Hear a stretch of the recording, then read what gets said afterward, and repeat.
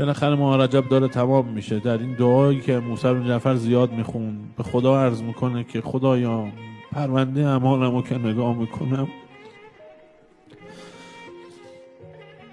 اگر وحدانیت تو و ربوبیتت نبود ناامید میشدم، خجل میشدم، دهنم قفل میشه، از چی عذرخواهی کنم؟ خدایا اینا رو موسی بن جعفر گفته، من نمیدونم چی باید بگم، ولی خودت به ما فرمودی، این کلمات اوست، خودت به ما فرمودی عبادی الذین اسرفوا علی انفسهم، ای بنده های من که نه اشتباه کردید، در اشتباه و غلط افراط کردید، در وقت تلف کردن اسراف کردی.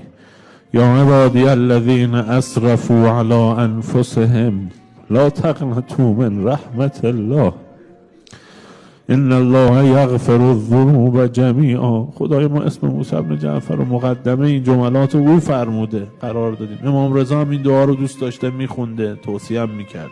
بعد میگه خدای وضع من که اینه، من همه ثروتم امیدیه که به تو دارم، چیزی ندارم بخوام به اون تکیه کنم، امید دارم به این که انت الرب و انت الله. بعد میگه یه چیز دیگه هم دارم البته، خدایا یوم ندعو کل اناس به امامهم، تو قیامت که همه بیچارن، همه به زانو در اومدن، همه مضطرن، همه گریانن، همه عریانن. مادر امیرالمومنین شنید همه عریانن، داشت قش میکرد جلو پیغمبر، ما چی بگیم؟ یوم ندعو کل اناس به امامهم، در روز تنهایی و غربت و برهنگی و یوم تبلی السرائر، و روزی که ما برملا میشیم. امام کاظم تو این دعا به خدا عرض کرد من رو زیر پرچم امیرالمومنین ببر. یوم ندعو کل اناس به امامهم، من رو زیر پرچم امیرالمومنین ببر.